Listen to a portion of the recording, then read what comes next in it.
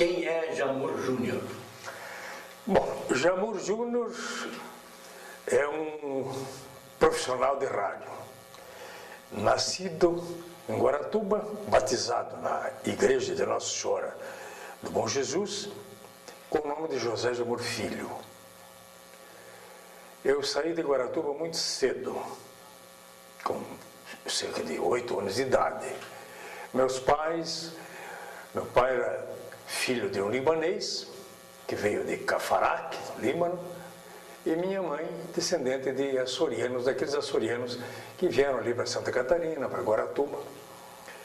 E de Guaratuba eu, como a maioria dos caboclos de lá, subi a serra um dia e me criei, cresci, aprendi e vivi sempre em Curitiba. Como é que foi esse início no rádio, Jamur? O início no rádio foi quando eu descobri que eu queria ser artista, na verdade, eu queria ser artista. E descobri isso no primeiro ano de ginásio. Eu estudava no ginásio Jesuíno Marcondes, em Palmeira, onde tinha um cidadão chamado Júlio Soares da Silva, sujeito animado, alegre, divertido, ator, autor.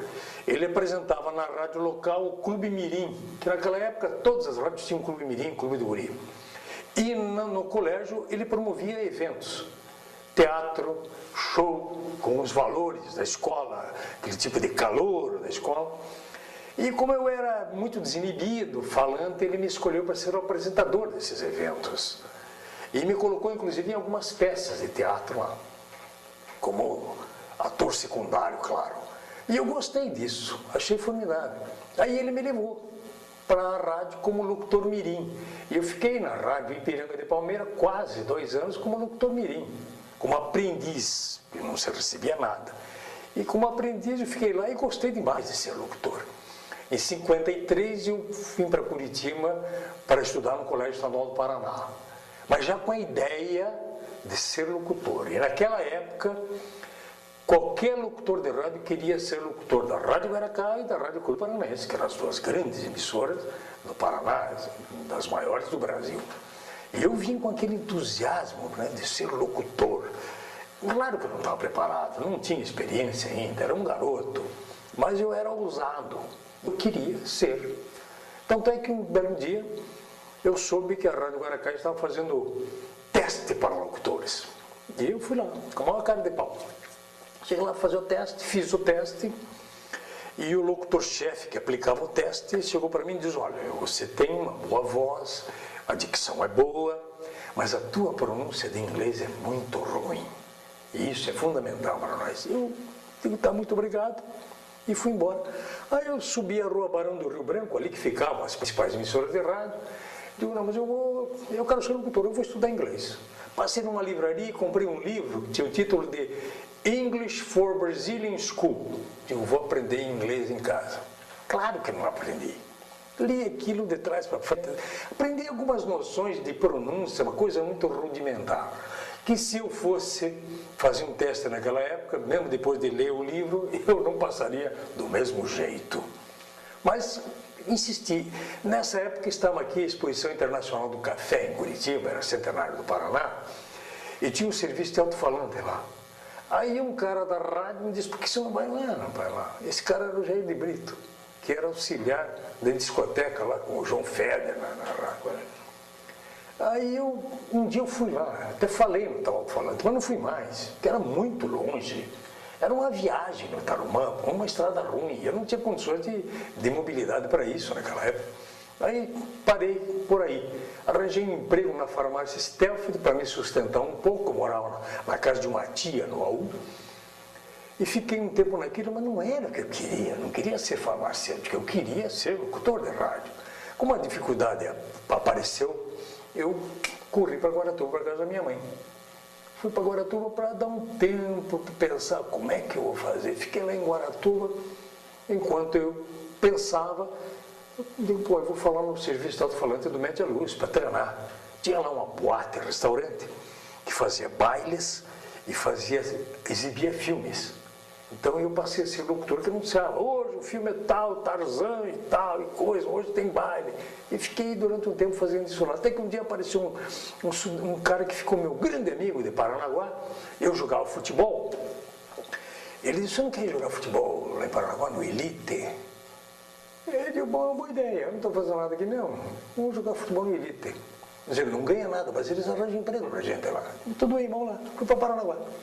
Paranaguá, ele me botou numa pensão em Paranaguá, eu fui jogar no Elite. Aí conheci lá o presidente do Elite, que era o Jamil Bufara, irmão do Nelson e do Miguel Bufara, um sujeito simpático, muito bom. Ele gostou muito de mim e tal. Eu digo, olha, mas o meu negócio é rádio. Eu quero falar no rádio. Ele pode ser que nós vamos arranjar um lugar para você. Me arranjaram na Rádio Difusora de Paranaguá, que funcionava na sacristia da igreja matriz. E lá eu encontrei uma menina que virou minha grande amiga e era minha parente, eu nem sabia. E eu fiz tudo lá naquela rádio, como toda a rádio pequena, eu narrei futebol, narrei procissão, fiz Ave Maria às 6 horas da tarde, programa de disc-jockey da época, fiz um programa chamado Páginas Sentimentais, que lia poesia, tocava tangos e boleros, que foi um sucesso na época do romantismo, né? Até que um dia a Dia, essa minha colega, disse, escuta, você tem que ir embora daqui. Mas é um menino novo, bom locutor, fica aqui no Paranaguá, vai para Curitiba. Eu digo, mas eu já fui em Curitiba, eu não passei no teste. Não, eu vou falar com um amigo meu lá, que é daqui de Paranaguá, e ele trabalha na Rádio Cultura, e você vai lá. Ela ligou para o locutor, amigo dela, que era o Souza Miranda, trabalhava na Rádio Cultura. Miranda, eu vou te mandar um menino nosso aqui, muito bom aqui da rádio e tal, dá um apoio para ele aí. E eu vim embora. Peguei o trem de manhã e vim para Curitiba. Cheguei em Curitiba, fui direto lá com a minha maletinha. Tudo que eu tinha na vida coube numa maleta que era desse tamanho. Era o terno que eu vestia e algumas coisinhas que eu tinha ali. Cheguei na rádio lá, falei com o Souza Miranda. Sou Souza Miranda, eu sou o Jamur lá do Paraná. Espera um pouquinho, aquele jeito Miranda, todo ligeiro e tal, né? Espera um pouquinho. Vem cá. Aí fui atrás dele. Ele nunca me ouviu, não sabia quem eu era, a primeira vez que ele tinha me visto. Me levou na sala do Dr. Abílio Osma, que era o dono da rádio. Dr. Abílio, nós estamos precisando aí de um locutor novo e esse menino aqui é bom, veio de Paranaguá, lá da minha terra, gente boa. Podemos contratar ele? Ele disse, pode contratar. Fiquei contratado. Ele nunca me ouviu. E eu já entrei no ar. E trabalhei com o Souza Miranda ali, e na Rádio Cultura, e comecei a trabalhar em rádio, em Curitiba, na Rádio Cultura, de 57 isso. Ali eu conheci gente maravilhosa, o Souza Miranda, Ciro César, o Mauro de Alencar, Moacir Gonçalves, lembra do Moacir, falecido, Camargo Amorim, Vitor Johnson, que fazia música para sua festinha na rádio, Abel Escuciato, então era uma gente maravilhosa. Haroldo Lopes, que fazia comigo Ponta de Safira, programa às 10 horas da manhã.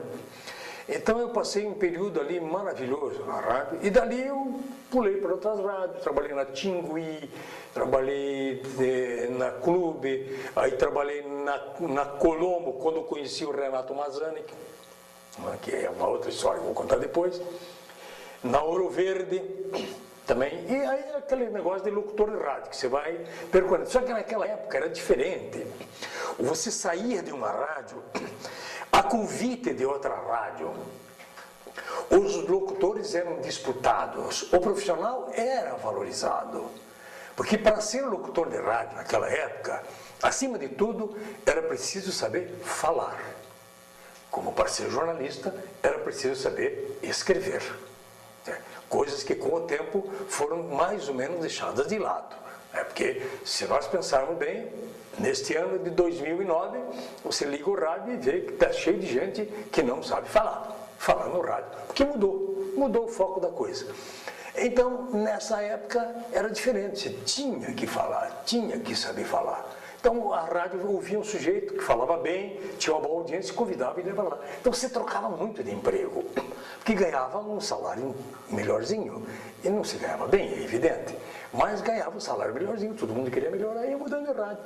Eu passei por um monte de rádio em Curitiba, quase todas as rádios de Curitiba eu passei na época, até 1900, aí fui trabalhar uma vez no Miranda, o Miranda chegou para mim e disse assim, Jamor, tem um cara de Santa Catarina, que vem aí no bar do Turco, ali embaixo, onde é o bar do radialista, embaixo da B2, e ele vem aqui, ele está meio por aí, sei, parece que ele fez uns programas de poesia na Rádio Clube e tal, e ele tem uma rádio em Florianópolis, está convidado para ir trabalhar, você não quer ir lá? Pô, Florianópolis, vamos ver, eu não conheço, então. Aí topei, fui com o Miranda trabalhar na Rádio Jornal, é verdade, em Florianópolis, ficamos lá quase um ano em Florianópolis, depois eu passei para o Diário da Manhã, porque essa Rádio Verdade, meteram fogo nela, porque era problema de política lá. Bom, aí voltei para Curitiba, fiquei aqui, quando já em 59 já estava o cara de experimentar na televisão, já entrou lá no Canal 12, negócio, aí um dia, Renato Mazzani, que você não quer trabalhar na televisão? Aí fui para a televisão, para ser locutor de cabine. 60 começou a tua história na televisão. É começo de 61, né? Não, 60. Não, foi 60, né? Ele parou no... Aí eu fui lá para ser locutor de cabine, tinha eu, o Roberto Benguini, locutor de cabine, a Tônia, que era locutora de cabine, e aí o Renato também nos colocou para fazer comercial ao vivo. Todos eram ao vivo, porque não existia gravação na época. E os comerciais eram todos sofisticados. O Renato criava coisas que ninguém acreditava. Eu me lembro que o primeiro comercial que eu fiz na televisão foi da vodka Orloff, que patrocinava a Aventura Submarina. Era um filminho de meia hora, que era apresentado na quinta-feira, patrocínio do Ron Montilla, que era o Minguini que fazia. E no domingo era a vodka Orloff que patrocinava a reprise do filme, né? Então ele sofisticava, o Renato sofisticava, fazia coisas mágicas lá, eu aparecia embaixo d'água, e o povo não entendia como é que era possível fazer aquilo. Imagina, a televisão já era novidade, né? Ainda aparecia um cara que se conhecia a cara dele, que não era. Como é que fazia aquele truque? Entrava na garrafa, às vezes, né? Montado na garrafa, né? Coisas assim espetaculares para a época. Isso estou falando em 1960. Não havia cor, não havia videotape, não havia nada. Só havia uma coisa que era fundamental, que superava toda a deficiência técnica. Era o talento, né? Talento. O talento que foi revelado, que aqui, o talento daquela rapaziada era um troço fantástico. Né? O Renato, você está aqui na minha frente, mas vai ter que ouvir o que eu vou dizer agora. O Renato foi um cara que descobriu a televisão. O Renato não teve uma faculdade para ensinar a televisão para ele. Não teve uma escola para ensinar a televisão para ele. Ele foi descobrindo pela curiosidade e pelo talento. A criatividade dele era tão grande que ele ia descobrindo as coisas e ia aprimorando. Isso que é o fantástico, porque só a descoberta é pouco. Ele aprimorava as coisas e realizava coisas fantásticas. Até uma coisa fantástica que aconteceu na TV Paranaense naquela época foi a introdução do ponto. Coisa que só em 2005, 2006 que começaram a aparecer os pontos eletrônicos. O Renato inventou um ponto com ele e aquele o Miguel Cassis. Inventaram um ponto eletrônico que era um microtransmissor, né? Um transmissorzinho. E esse transmissor, ele transmitia para um rádiozinho, e o rádiozinho passava um fonezinho, punha no ouvido do ator, e aí o ator não precisava decorar um papel enorme. O cara ia dizendo aqui e ele sabia lá, né? Na sintonia certa, né? Até tem aquela história da Patrícia Fabiana, né? Ela fazendo crochê no teatro e o ponto funcionando, né? Mas quando ela bateu com a agulha do crochê na sintonia do rádio, saiu fora. E o diálogo era com ela e o Renato, que estava preenchendo um espaço que não era dele, ele não era ator, mas o ator falhou, puseram o Renato mesmo, mas eu não sei decorar papel, não quero decorar papel, não sei nada, não, mas você, o ponto, qual ponto ele vai dizer, você vai dizer, só que o ponto não funcionou, aí ele começou a dar risada no ar, eu trouxe na sério, mas ria que nem um maluco, e o Renato tinha um problema, ele não ria como as pessoas normais, ele tinha crise de riso, então ele ria, era uma risada de encher um auditório, né? Até na igreja. Ria. Então essas coisas aconteciam por quê? Porque havia uma preocupação muito grande em descobrir as coisas e como melhorar aquelas coisas, entende? Essa foi uma das que eu considero assim, um dos grandes feitos na história do Paraná. Foi a descoberta da televisão pelo elemento local, todos eles oriundos do rádio, não sabiam nada de televisão, nunca viram televisão, e foram aprendendo, fazendo e melhorando. Então, quando se diz assim, poxa, mas a TV Paranaense fazia teatro no último andar do edifício Tijucas numa kitnet. Aquilo era uma kitnet, né, Renato? Era uma kitnetzinha. Pouco mais que isso aqui, fazia um teatro ali, né? Era uma tapadeira aqui, outra tapadeira ali, uma tapadeira atrás do apresentador, outra tapadeira aqui que era pro comercial, porque tinha que cortar direto para ele, não podia fazer ponta em lugar nenhum, era direto. Uma coisa fantástica aquela. Então esse foi o episódio assim, para mim, mais deslumbrante da televisão. O desconhecido que você ia cada vez mais se aprimorando, vendo como é que fazia e aprendendo, porque todos nós fomos aprendendo, trabalhando. Foi a formação, inclusive da primeira equipe, todo mundo dedicado, todo mundo dedicado, fazendo com o maior carinho. Como é que você começou na notícia? Bom, a primeira foi você que me colocou lá no Estado do Paraná TV, que era um jornal que o Alcides Vasconcelos apresentava, e eu fui apresentar com ele o Flávio Minguini. Era um jornal à noite. E naquele tempo o jornal era o apresentador e a câmera e mais ninguém, não tinha ilustração nenhuma, não tinha nada disso. Era como se fosse no rádio, só que com uma câmera na tua frente. Então o locutor tinha que ler bem, saber ler, ter bom ritmo, dicção, impostação, inflexão, uma respiração boa, para ler a notícia direitinho, para o telespectador entender bem o que ele estava dizendo. Vinha aquele calhamaço de papel, com as notícias que o Fritz Bassfield trazia, né? Então dava um massinho para mim, um massinho para o Minguini, um massinho para o Alcides Vasconcelos. Cada um lia o outro, passava para ele. E o diretor da TV tinha que ser um sujeito com uma certa premonição, né? Ele ficava vendo o locutor dando aquela notícia, ele tinha que prever que ele ia terminar e ele tinha que cortar para o outro, porque ele não tinha cópia. Ele não tinha cópia. Não existia cópia. Só o locutor tinha a folha do papel com a notícia. O diretor TV trabalhava no escuro. Ele não sabia se o cara ia terminar ou não. Era uma coisa de maluco, aquilo ali dava certo. Não sei como é que dava certo. De vez em quando dava umas besteiradas, a gente errava, improvisava, tossia, espirrava. Mas isso era normal. Jamúlio, eu quero aproveitar, embora você vá na sequência das épocas, teria acontecido mais tarde na TV Iguaçu, Canal 4, que eram mimeografadas essas folhas e bateu um vento.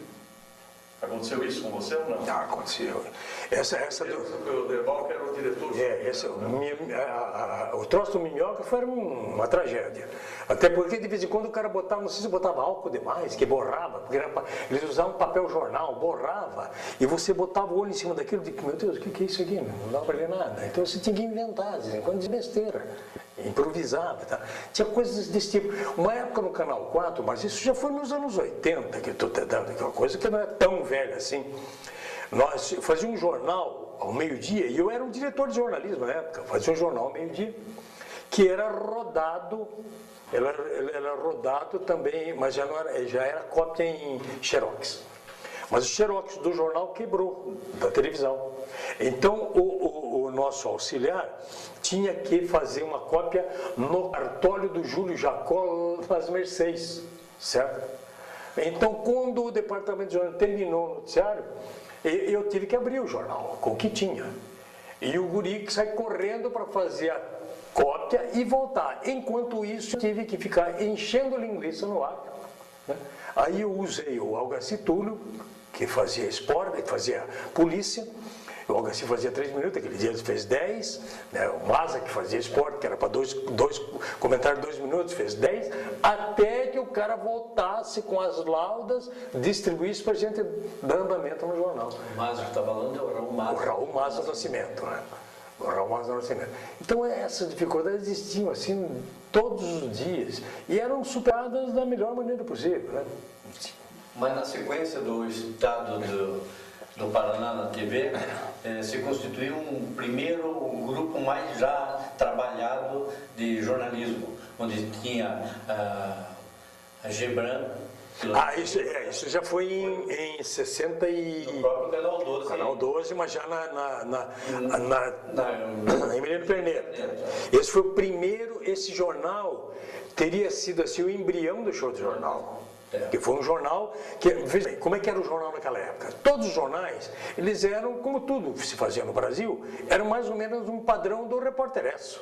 Era um grande jornal nacional, o Repórter Expresso. Então era um locutor, um homem, dando notícia. Mulher não aparecia em jornal. Depois o Jornal de Verdade da TV Globo, que botou a Ilka Soares, né, para fazer uma participaçãozinha. E aquele jornal que você se refere, foi um jornal criado mais para dar sustentação para a candidatura do Paulo Pimentel. Lembra? Quem produziu o jornal? Era o Aderbal, o Samuel Guimarães da Costa, que escrevia, estava lá o Elcio José, Vasconcelos Alcides, a Vasconcelos, que foi Miss, Ângela Vasconcelos, a Filomena Gebran, eu e JJ. Lembra? Era um monte de gente fazendo. Não, ele veio bem mais tarde.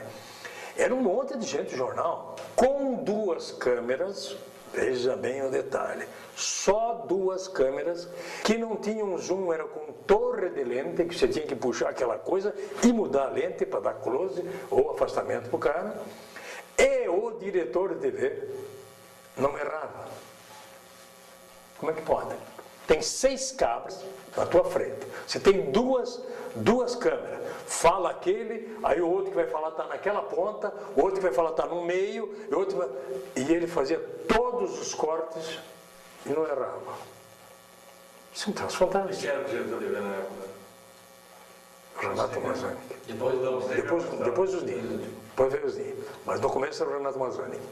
Era uma coisa fantástica. Osni mesmo no Canal 4, Osni, durante o show de jornal, Osni fez coisas desse tipo que eram impressionantes. Né? Nós éramos 3 apresentadores, tinha mais o Chacon, que fazia aquelas inserções, tinha mais o Chaim, que fazia a silhueta num canto, e tinha mais o comentarista, que era o Raul Maza do Nascimento, todo esse bando de gente na frente do Osni, ele com um roteiro na mão, cortava esse jornal, sem uma falha. Eu não me lembro dele ter errado um dia, em vez de botar o J no ar, botar eu, botar a Laís. Não me lembro disso. Era uma coisa incrível, essas coisas. Era ao vivo e não errava. E outra coisa, dificilmente na hora que pedia um filme lá em cima, errava, saía direitinho. Era filme. Tinha que enliar aquele filme, engatar não sei no quê. E os caras faziam com uma perfeição aquilo. Era uma coisa fantástica isso. Aliás, inclusive, a respeito do pessoal que operava telecine, eles tinham a capacidade de trocar filme em 3 segundos. 3 segundos e meio. Era uma coisa louca. Era uma coisa fantástica, né? Porque os intervalos comerciais, eles tinham que ter essa habilidade. Era absoluto. Porque era o quê? Um projetor de cinema e um projetor de slide. Que tinha era um tambor de slide, tinha não sei quantos slides ali, então era um e outro. Enquanto estava o slide no ar, ele tinha que trocar o filme aqui. E aquele slide estava ali segundos no ar. Era uma coisa fantástica isso aí. Esse era o grande talento, grande competência dos profissionais dos primeiros anos da televisão no Paraná. Mas era da equipe toda, não dava para falar em fulano, ciclano. Era em tudo. Em todos os setores da atividade da televisão existiu isso. Tinha gente de todo... Pintura de cenário. Os caras faziam com uma rapidez, uma precisão, mas quem é que fazia cenário? O Juarez Machado, aquele comprido Manfred. Lembra? Depois o Cheval, o Nilson Miller, fantástico, Nilson Miller, né? Esses caras que faziam depois no Canal 4 em 67, já veio o Wilson Andrade Silva, o Bicho, uns caras, o Átila. Então veja a qualidade dessa gente que fazia esse trabalho. Preto e branco. Preto e branco. Que dá valor ao Preto e branco, né? Impressionante. Então eu me sinto assim muito feliz de ter participado de um período da televisão em que ela começou de preto e branco, sem gravação, tudo ao vivo, e experimentou um processo de evolução extraordinário até nós vemos hoje o que nós estamos vendo na televisão, satélite, né? E a gente pensando assim que tínhamos uma dificuldade enorme de transmitir o desfile de carnaval na Rua Marechal Deodoro, porque vinha um ônibus, que era a reportagem, né? Eram 11 funcionários do ônibus, câmeras pesadíssimas, dificuldade de levar a imagem até a torre da televisão, da Marechal Deodoro até as Mercedes, para botar uma imagem lá em Renato. Era uma coisa fantástica. Você pode falar da primeira transmissão que vocês fizeram? Você foi a figura principal entre Paraná e Santa Catarina. Esse foi o grande desafio. Esse programa foi uma das maiores audiências que foi feita e foi a primeira vez que foi possível transmitir de duas capitais simultaneamente, dividindo o meio do vídeo. Metade do vídeo Paraná, outra metade do vídeo Rio Grande do Sul. Foi quando se inaugurou o primeiro tronco de micro-ondas do sul do Brasil. A Embratel inaugurou, só existia Rio-São Paulo, né? Aí inauguraram daqui para o Rio Grande do Sul, nós fizemos esse programa. O programa foi um dos maiores índices de audiência da época, né? E eu aqui. Era um programa de competição entre dois estados, mas uma competição saudável, sem encrenca, né? Quem é melhor no esporte, quem é melhor em conhecimento sobre a Bíblia, quem é melhor sobre... Tinha um cara que era um sujeito fabuloso, que ele foi prêmio depois nos Estados Unidos, Mansfield. Um cara que conhecia a vida das abelhas, tinha o Foguinho, que conhecia tudo de futebol, tinha o astrônomo do Colégio Estadual, que respondia sobre astronomia, né? E tinha aquelas disputas, né? Quem é o melhor batedor de pênalti, quem é o melhor goleiro, quem é o melhor braço de ferro. Esse foi um episódio fantástico do braço de ferro, né? Eles apresentaram no Rio Grande, até foi uma grande piada isso. O Mendes apresentou no Rio Grande um gaúcho, que era um armário, cara, assim, um cara reto, assim. E o sujeito fazia 9 anos que não perdia o braço de ferro lá, ele era do interior do Rio Grande. Então, olha, eu tenho aqui o nosso melhor do Rio Grande, um fulano, assim, vamos disputar com você e tal. Mas aí o dele teve que vir para cá. Porque, claro, o braço de ferro tinha que encontrar um outro, o cara veio para cá, no dia do programa aqui, ele chamou e tal, como é que tá aí, o teu gaúcho tá aqui e tal, daqui a pouco vamos começar, e o teu, quem é o teu aí? Eu digo, o meu é um dentista. Aí você fala dentista, o cara já pensa assim, deve ser um cara daquele que vai biturar um dentinho de criancinha, sujeito delicado e tal. E cadê o dentista? E tá aqui, eu saí de trás do dentista. O dentista era o Paulo Afonso Cunali, que simplesmente era um dos maiores halteriofilistas do Brasil na época, né? Ele era uma montanha, um sujeito forte, simpático, italiano. Eu saí de trás dele, é isso aqui. O Mendes começou a dar risada. Esse é o dentista, é. E foi engraçadíssimo, porque montaram uma mesa para os dois. Eles sentaram e quando deu, pode, os dois, e o gaúcho fez força e não saía. O braço do dentista ficou ali. Aí o dentista, olha, mas nós no Rio Grande nós estamos acostumados a segurar na mesa. Aí o Paulo disse, pode segurar. E o cara segurou.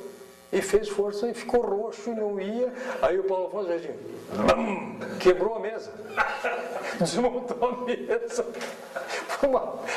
Era engraçado e isso aqui não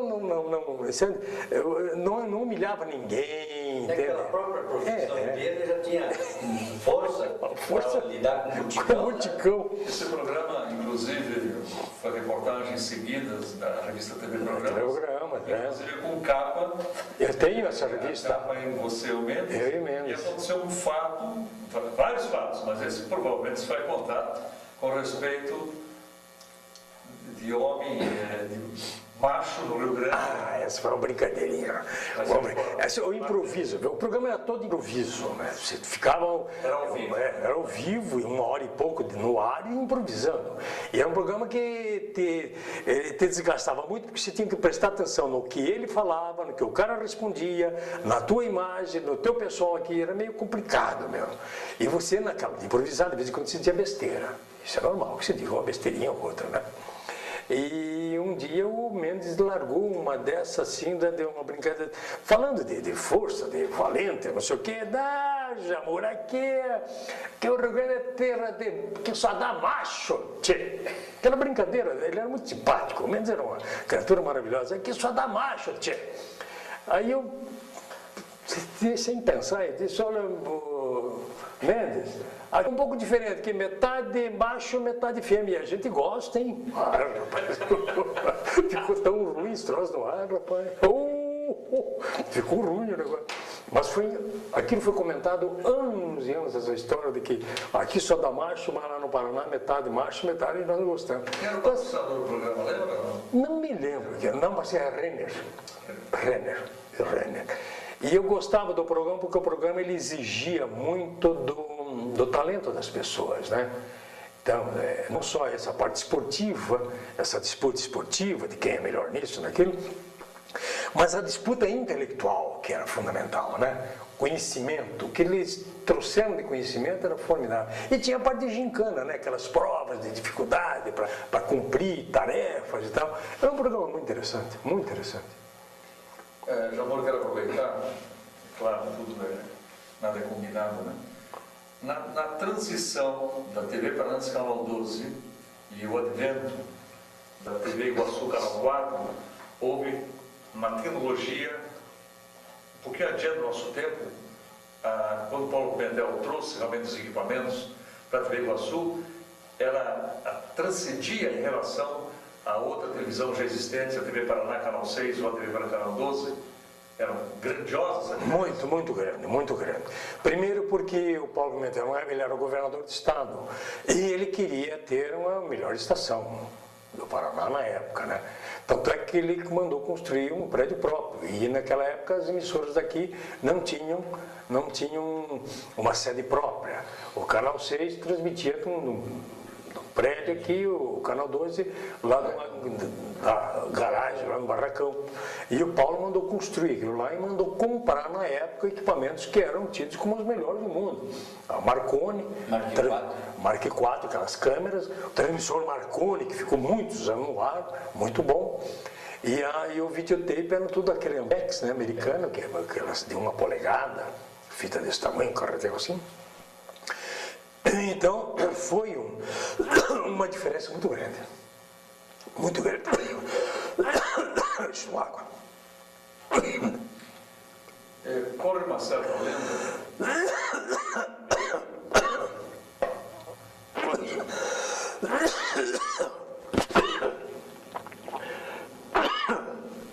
Esse problema é locutor.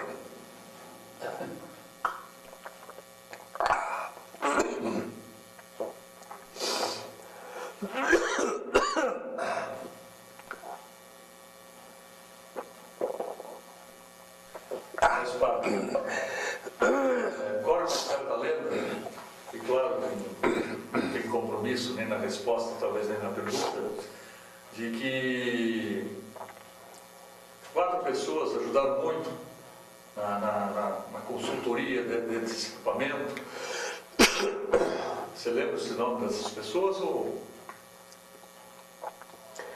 Cid Jardim, João de Oliveira, Luiz Alberto Soares e Rafael Tauro? De equipamento não. Não, equipamento não. Não. Equipamento era um cara da Bandeirantes, né? Que ruim. Kemal Sampaio e o Latuf. O Latuf, que era o técnico da Bandeirantes. Sua influência, então, talvez só na política da parte política, eles estiveram lá. O homem mais influente na época era o João Feder. Esse é o João Feder. Inclusive foi o João Feder que comprou o equipamento na Inglaterra. O João Feder fez uma viagem para lá e o Paulo aproveitou que ele comprasse o equipamento na Inglaterra.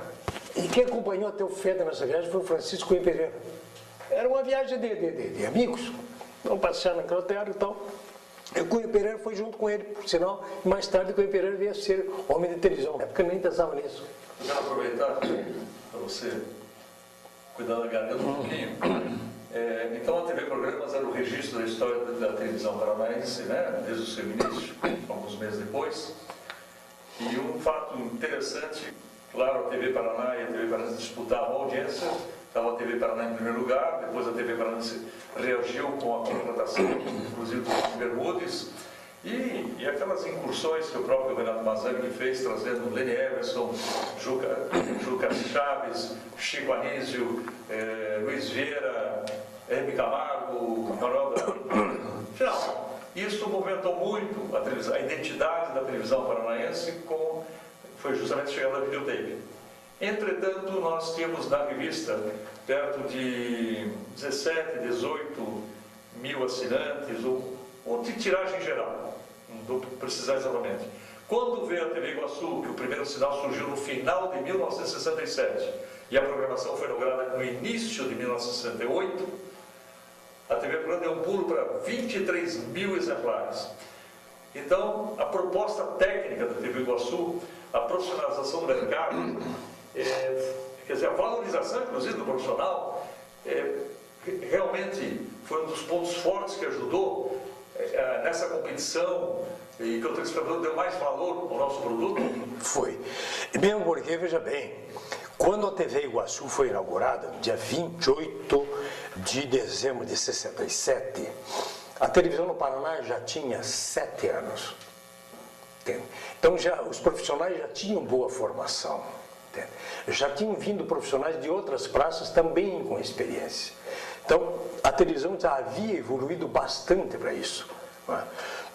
E, claro, com toda a atenção voltada para a televisão que era do governador do estado e que se anunciava como uma revolução na televisão do Paraná, é evidente que o telespectador ficou entusiasmado com aquela perspectiva de ter uma televisão de altíssima qualidade em termos técnicos e em termos, inclusive, de programação.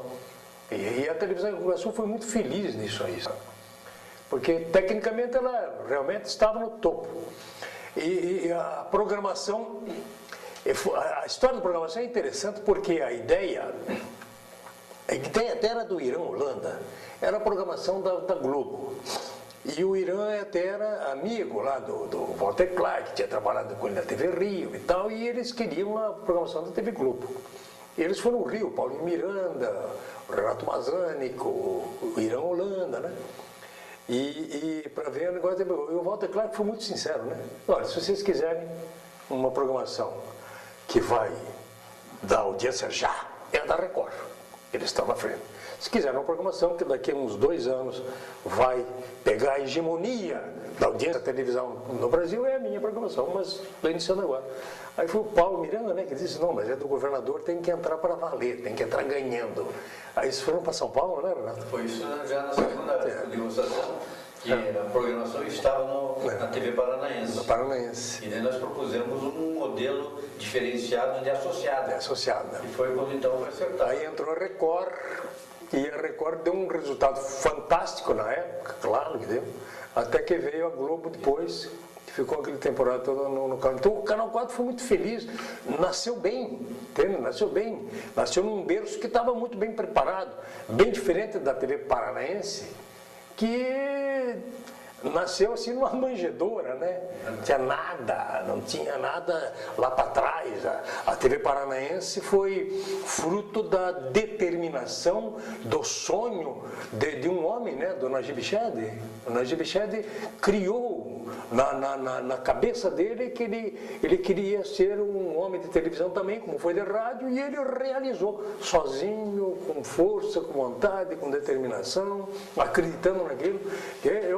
Eu sempre rendo a minha homenagem ao Najib Chade pelo pioneirismo dele num momento em que é muito difícil se acreditar que alguém se propõe a montar uma estação de televisão numa cidade onde ninguém tem televisor, onde o anunciante não existe para televisão, sem dinheiro, sem auxílio de governo, sem verba governamental, sem nada disso. O Najib Chand começou de zero.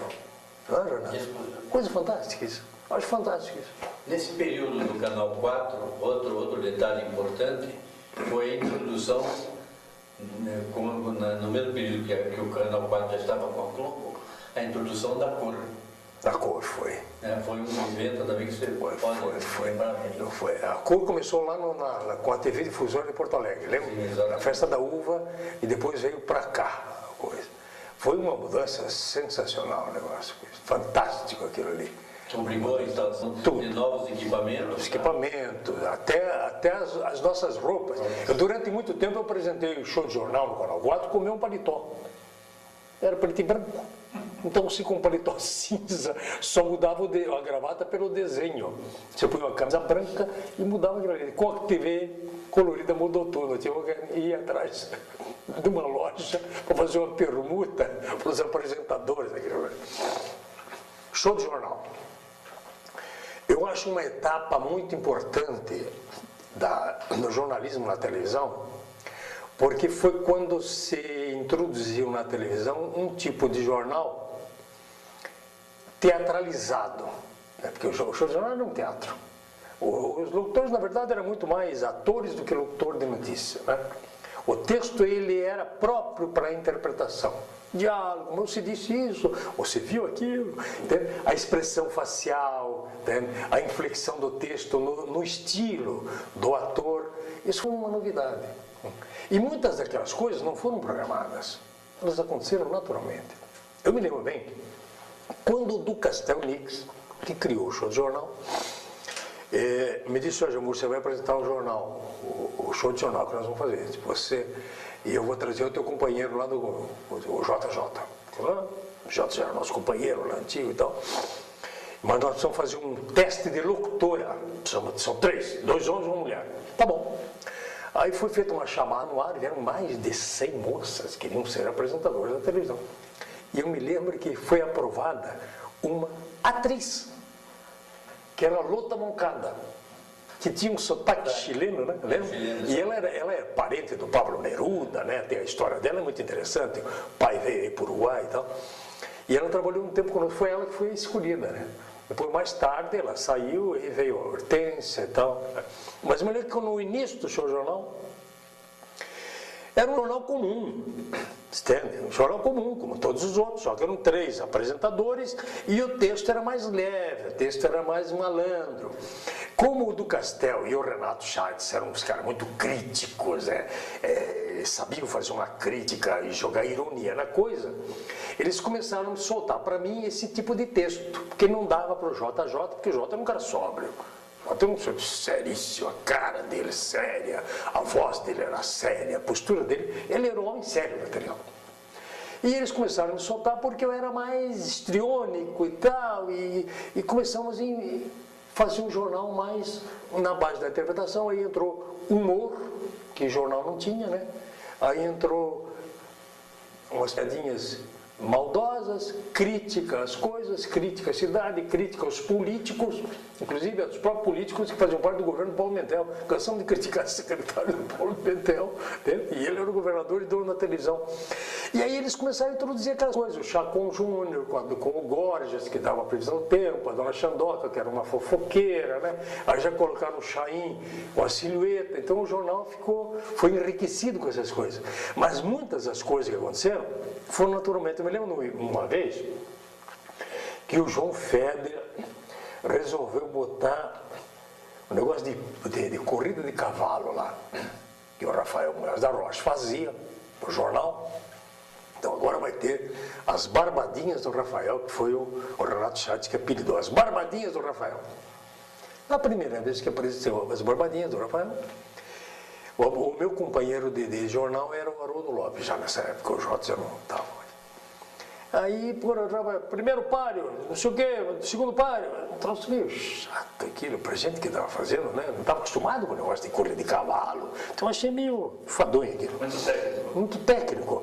Eu dizia um nome lá, primeiro páreo, Dom Alberto, aí o Haroldo, segundo páreo, Everest, e ficava aquele troço meio. Aí eu resolvi bagunçar aquele negócio. Quando corta pro Haroldo, eu comecei a bater na mesa. Imitar cavalo. O Haroldo começou a rir. Começou a rir. E eu digo, então é por aí. Aí todo dia, toda noite que vinha, era uma vez por semana, na sexta-feira, quando vinha a barbadinha, eu fazia o galope batendo na mesa e ele começava a dar risada. Aí eu já aumentei mais, imitava o cavalo no microfone. E ele dava risada. Acabou sendo uma atração do jornal. Aquela coisa. O pessoal esperava as barbadinhas do Rafael para dar risada. Porque o jornal se propunha isso. Além da informação, humor. Mas a intenção, primeiro surgiu a ideia de um jornal, e o título Show de Jornal surgiu antes da ideia de fazer realmente um show de jornal, ou foi depois? Não, Foi sério no começo? Não, a ideia do Castelo era fazer um show de jornal. Né? E realmente ele era um show de jornal, ele é diferenciado dos outros, que na época apresentava aquele jornal de um locutor lendo notícias rapidinho, aconteceu isso, era mais ou menos um boletim de ocorrência. Né? Aconteceu isso, mas o jornal do Castelo já veio diferente. Ele já era um jornal que tinha diálogo. Entende? Ele não tinha toda aquela ilustração que teve mais tarde, mas ele tinha diálogo. Não aconteceu por acaso, já viu? Ele produziu o texto. Os relatores também. Não, nessa época não. Mais o Renato veio mais tarde. Era o Renato Scheitzer e o do Castelnix. Depois, mais tarde, quando saiu o Duca, que veio o Renato e o Aderbal. E o Aderbal e o Renato ficaram dividindo o comando durante muito tempo ali, entende? Que foi formar uma dupla espetacular. Né? Eles tinham um texto maravilhoso, uns caras criativos. Né? E por essa razão o jornal se tornou uma das audiências mais expressivas da televisão na época. O Jamur lembra que tem que ser acima, tanta história que ele tem, Jamur Júnior, o próximo, a volta, né? O retorno. Lembra agora o Jamur, o caricata folclórico, do imitador, do Ney Braga, aquelas coisas, ou desmita, ou confirme, ou reproduza novamente. Eu gostava de imitar pessoas, isso já há muito tempo, mesmo no rádio eu fazia essas brincadeiras, imitava os outros, eu imitava locutores, colegas, eu tinha facilidade para imitar.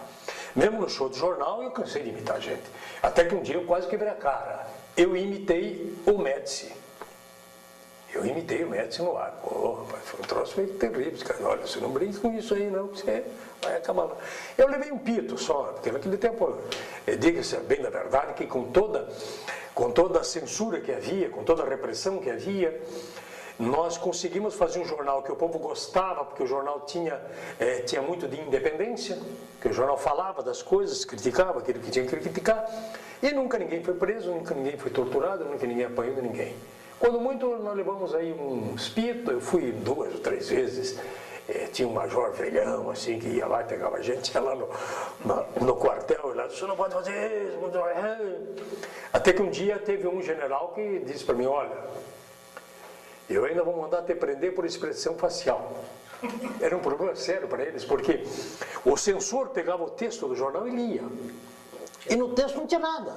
Mas na hora que eu ia dizer aquele troço, eu me lembro que isso até aconteceu porque o Costa e Silva trouxe o governo para despachar em Curitiba, lembra? Eles culparam o Palácio do Governo e tal. Então nós estávamos dando notícia do negócio e os caras de olho na televisão, porque o jornal tinha muita audiência, tinha que ver o que estavam dizendo. E eu me lembro que isso foi uma bronca danada, o censor leu tudo, lá está tudo em ordem, tudo em ordem, tudo em ordem. Só que na hora de dizer a notícia, eu fiz uma brincadeirinha e os caras queriam me matar. Na reunião, teve uma reunião do Estado-Maior do Exército lá no Palácio Iguaçu, que era do governo federal, que estava lá, e nessa reunião foram tratados de vários assuntos, inclusive do aumento do salário dos militares. É uma notícia simples. Só que quando eu disse o aumento dos salários dos militares, eu só fiz assim, no ar, não falei nada. O cara me deu uma espinarrada, rapaz. Então, a força da televisão era tão grande que um simples gesto chamava a atenção da censura para não pode fazer isso. Eu te prendo por expressão facial, o cara me disse assim. Mas, contudo, nós conseguimos passar toda essa fase sem maiores problemas e mantendo um índice de audiência invejável. Mas a imitação que você fez uma vez em Braga... Dona Ney Braga eu fiz várias. Mas teve uma que deu problema, né? Conta. Teve quando uma do Ney Braga que deu problema, foi no jornal e houve foi uma declaração que o Ney teria dado, que o Paulo não gostou, e aí quiseram colocar no show de jornal uma coisa para fazer um registro como se o Ney Braga tivesse feito uma besteira ao dizer aquilo, né? E aí aparecia no final um slide do Ney Braga, que eles pegaram lá uma fotografia, fez um slide, o Ney com a mão na cabeça, e eu imitando a voz dele, dizendo, que mancada! Como se ele tivesse... Eu não gostei de ter feito isso, foi uma das coisas que eu não gostei de ter feito, mas tinha que fazer porque eu era profissional. Agora, as imitações do Ney, outras que eu fiz, chegaram a ser quase perfeitas. Do Palácio, né? No Palácio Guarani eu fiz muitas. Até o Ney um dia chegou para mim e disse, escuta, ele me chamou de Turquinho. Escuta, Turquinho, você para com essa brincadeira que está me dando problema.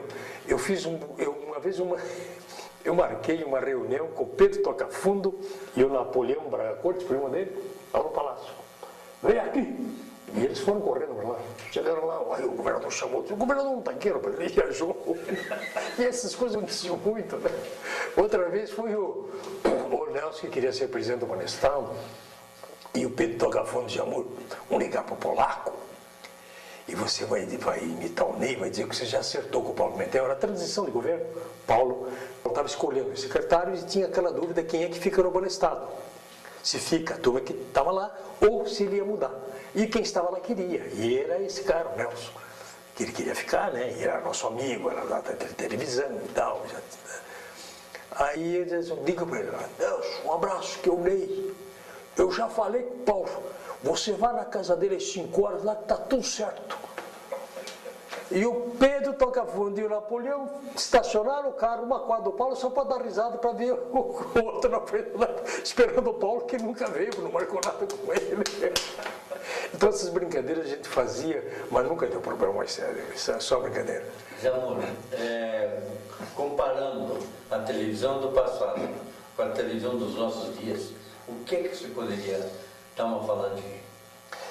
Fiz aí, claro, tecnicamente não dá para comparar, mas vamos assim, digamos assim, na parte artística, né?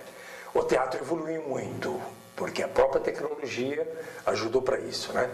Você dirigiu o teatro tantas vezes, sabia, o teatro era feito, a cena era feita na frente da câmera, como se estivesse num palco, a câmera captava aquilo que os atores faziam. Hoje não, hoje é feito como cinema, o cara fica gravando 10 vezes a fala do sujeito e se não der, grava 20 até que ela saia perfeita. Qualquer um pode fazer uma novela. Qualquer um, você, qualquer um de nós, basta que tenha um bom diretor, que dirija bem o cara, diga, olha, faça essa cara, diga eu te amo, com ênfase, que você vai ser um ator. Está cheio de garotinhos aí, garotinhas que saem da passarela, frente das câmeras e fazem teatro. Naquela época não. Naquela época, para fazer teatro, tinha que ser Ari Fontoura, tinha que ser uma Lala Schneider, tinha que ser um Maurício Távora, tinha que ser Odila Rodrigues, tinha que ser gente que sabia interpretar, gente de palco, que é no palco que a gente vê o verdadeiro ator, na verdade. Então, isso mudou muito, né? Então, para encerrar, o chavão de sempre, suas palavras finais, o seu ponto final dessa experiência toda do rádio, da televisão e como ele é um elemento de alta personalidade artística e profissional. Bom, Luiz Renato Ribas, Renato Mazanic, meus amigos, o que eu tenho a dizer é que o rádio e a televisão foram para mim mais do que um meio de vida. Foi a minha escola, foi o meu lazer, foi uma das coisas mais importantes da minha vida. Foi onde eu fiz grandes amigos, foi onde eu aprendi a gostar das pessoas, a gostar do que eu fazia. E tudo que eu fiz durante 40 anos de televisão, mais um pouco de rádio, eu fiz com dedicação, eu fiz com amor, fiz com carinho, sempre procurando fazer cada vez melhor. Eu sempre quis me superar, fazer melhor, porque eu achava que eu tinha que dar o melhor de mim para aquela pessoa que estava em casa e se dispunha a assistir aquilo que eu estava fazendo. Então, essa foi uma grande lição que eu tive.